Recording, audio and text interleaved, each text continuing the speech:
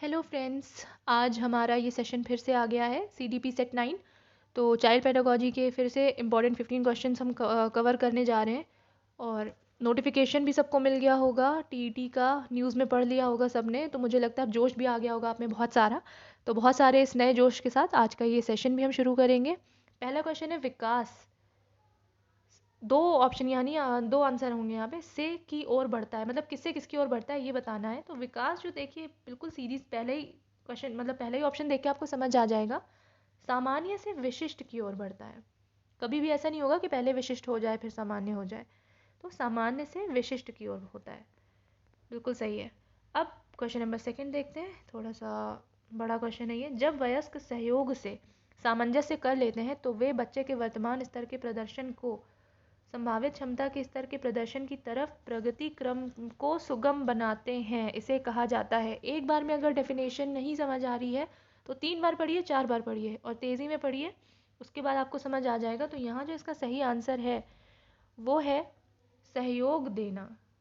कुछ नहीं है, जब वयस्क सहयोग से सामंजस्य कर लेते हैं तो बच्चे के वर्तमान स्तर के प्रदर्शन को संभावित क्षमता के स्तर के प्रदर्शन की तरफ प्रगति क्रम को सुगम बनाते हैं। बिल्कुल, मतलब एडजस्ट कर लिया आपने सहयोग के साथ, उसके बाद ये जो भी बता रहा है तो हाँ, तो ये बेसिकली सहयोग देना ही होता है।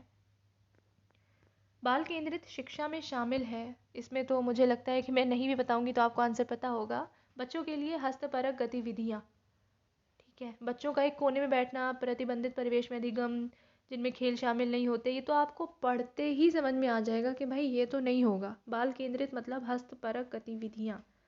ठीक है, उनको इन्वॉल्व करिए और ऐसी इन्वॉल्वमेंट दीजिए उनमें जहाँ उनका मतलब अच्छा विकास हो सके। और वो कहीं भी ज़ोर ज़बरदस्ती से पढ़ाने पे और बहुत ज़्यादा स्ट्रिक्ट माहौल पे कहीं भी फोकस नहीं करती हमारी बाल केंद्रित शिक्षा। तो क्वेश्चन नंबर 4 देखिए। बच्चों में ज्ञान की रचना करने और अर्थ का निर्माण करने की क्षमता होती है। बिल्कुल होती है। इस परिप्रेक्ष्य में एक शिक्षक की भूमिका क्या है, यहाँ ये बताना है। तो सही आंसर है सुगम कर्ता की। देखिए हमारा काम सिर्फ इतना है कि उनके पास पहले से वो एबिलिटी है, आपको सिर्फ उसे आसान करना है, सुगम करना है। तो यहाँ हमारी सुगमकर्ता की भूमिका ही है बस। क्वेश्चन नंबर 5 देखिए। निम्न में से कौन सा बाल विकास का एक सिद्धांत नहीं है। तो सभी विकास एक क्रम का पालन करते हैं, यहाँ ये बताना है नहीं है। तो पहला, दूसरा, तीसरा तो है भाई, डी नंबर जो है वो नहीं है। सभी विकास तथा अधिगम एक समान गति से आगे बढ़ते हैं, ये बिल्कुल भी ज़रूरी नहीं है। क्योंकि विकास और अधिगम दोनों अपने अपने एबिलिटी पे बच्चे की उस पर निर्भर करते हैं। शारीरिक विकास और मानसिक विकास और उसका अधिगम कैसा है ये बहुत अलग अलग कारकों पर निर्भर करता है। तो ये सिद्धांत नहीं है। हाँ, तो छठा क्वेश्चन देख लेते हैं। निम्न में से कौन सा आकलन करने का सर्वाधिक उपयुक्त तरीका है। आकलन मतलब एवैल्यूएशन भी कह सकते हैं आप इसको। तो सर्वाधिक उपयुक्त तरीका जो है, आकलन शिक्षण अधिगम में अंतर्निहित प्रक्रिया है। यानी ये ऐसा है कि जब आपका शिक्षण कार्य चल रहा होता है, ठीक है, उसी में ही ये इंडल्ज होता है, उसी में अंतर्निहित होता है आकलन। आप उसी दौरान बच्चे के बारे में बहुत चीज़ें ऑब्जर्व करके बता सकते हैं कि ऐसा है, वैसा है, प्रतिभाशाली है या बुद्धिहीन है या कम बुद्धि का है। तो ये उपयुक्त तरीका है शिक्षण के दौरान।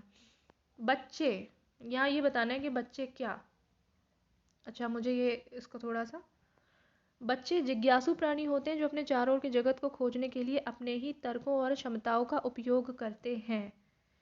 तो मुझे लगता है इसके बाद बाकी स्टेटमेंट पढ़ने की ज़रूरत नहीं है। चिंतन में वयस्कों की भांति ही होते हैं, ज्यों ज्यों बड़े होते हैं गुणात्मक।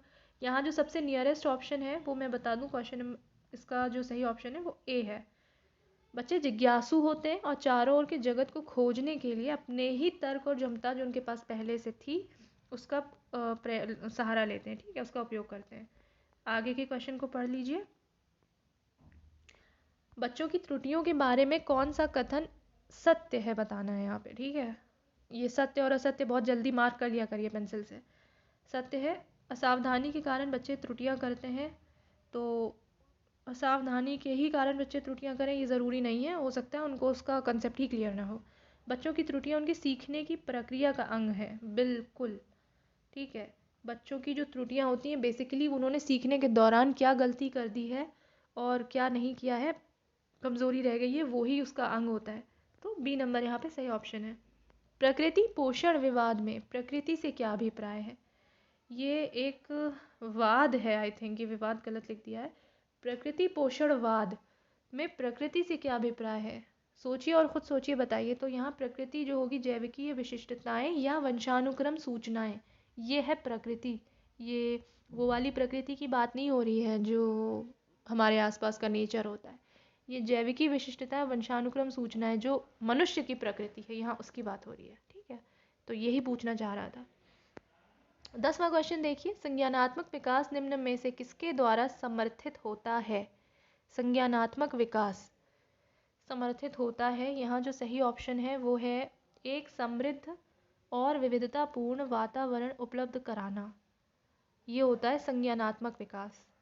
ठीक है, बाकी के क्वेश्चन भी पढ़ लीजिएगा, आपको अगर कोई डाउट हो तो ऑप्शंस पढ़ने के बाद तो कमेंट कर दीजिएगा।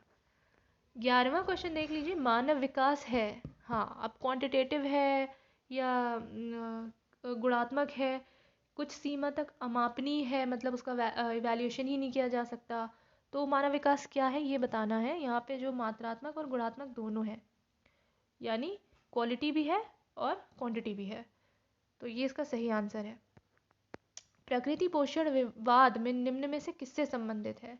या तो ये विवाद ही होगा क्योंकि बार बार तो मिस्टेक नहीं होगी। प्रकृति पोषण विवाद, इस तरह का किसी विवाद से अभी तक सामना नहीं हुआ है मेरा, तो ये प्रकृति पोषण विवाद निम्न में से किससे संबंधित है। लेकिन आपको ये नाम पढ़ के समझ में आ जाएगा कि आनुवांशिकी और वातावरण से संबंधित है। आनुवांशिकी, प्रकृति बताया था ना आपसे कि नेचर, ह्यूमन मतलब मनुष्य की प्रकृति, और पोषण, क्योंकि मनुष्य की प्रकृति अपने आप की है और पोषण जो है वो वातावरण द्वारा दिया जा रहा है, उसको वातावरण पोषित कर रहा है। तो ये यहाँ पे इस विवाद का मतलब है। निम्न में से कौन सा सामाजिकरण की निष्क्रिय एजेंसी है? सामाजिकरण मतलब सोशलाइजेशन हो रहा है, तो उसकी निष्क्रिय एजेंसी बताना है। तो ज़्यादा इसमें इसका जो सही आंसर है सार्वजनिक पुस्तकालय, यानी पब्लिक लाइब्रेरीज़ में आप जा करके आप ये नहीं कह सकते कि उसको बढ़ावा देंगे सोशलिज्म को। स्वास्थ्य क्लब, परिवार, इको क्लब, यहाँ पे आपका सोशल इंटरेक्शन अच्छे से हो सकता है, लेकिन ये जाहिर सी बात है, समझाने की ज़रूरत नहीं कि पब्लिक लाइब्रेरीज़ में आप जाके ऐसे कोई सोशल इंटरेक्शन में नहीं इंडल्ज हो सकते। कोशिश भी मत करिएगा, वरना वहाँ से लाइब्रेरियन आपको भगा भी सकते हैं। तो क्वेश्चन नंबर 14 देख लीजिए। वाइगोत्स्की के सिद्धांत में विकास के निम्न में से कौन से पहलू की उपेक्षा होती है? कोई सिद्धांत इन्होंने दिया होगा तो उसमें किसी एक पर्टिकुलर पहलू की उपेक्षा कर दी गई है, यहाँ ये बताना है। तो थोड़ा सा टफ भी है ये क्वेश्चन। जैविक जो इनका है, जैविक पहलू की उपेक्षा कर रखी है इनके सिद्धांत में। ठीक है, बिल्कुल रटने वाला ही क्वेश्चन है ये। 15वां क्वेश्चन है, 1 वर्ष तक के शिशु जब आँख कान हाथों से सोचते हैं, आँख कान व हाथों से सोचते हैं, हाथों से तो कोई नहीं सोचता। 1 वर्ष तक के शिशु जब आँख कान व हाथों से सोचते हैं तो निम्न में से कौन सा स्तर शामिल होता है? भाई जिसने भी ये क्वेश्चन सेट किया है, आई डोंट नो ये क्या पूछना चाह रहे हैं, लेकिन इन्होंने जो आंसर बताया है वो इंद्रिय जनित गामक स्तर। अगर इसका मतलब आपको समझ आ रहा हो तो मुझे ज़रूर बताइएगा कमेंट करके, हो सकता है मेरी समझ ना आ रहा हो। 1 वर्ष तक के शिशु जब आँख कान और हाथों से सोचते हैं तो कौन सा स्तर शामिल होता है? अब जाहिर है ये इंद्रियां हैं तो इंद्रिय जनित गामक स्तर होगा, लेकिन हाँ थोड़ा सा कन्फ्यूजन है इसमें। अगर आपकी समझ आ गया है तो प्लीज़ मुझे कमेंट करके बताइए, अदरवाइज़ मैं इसको सर्च करती हूँ।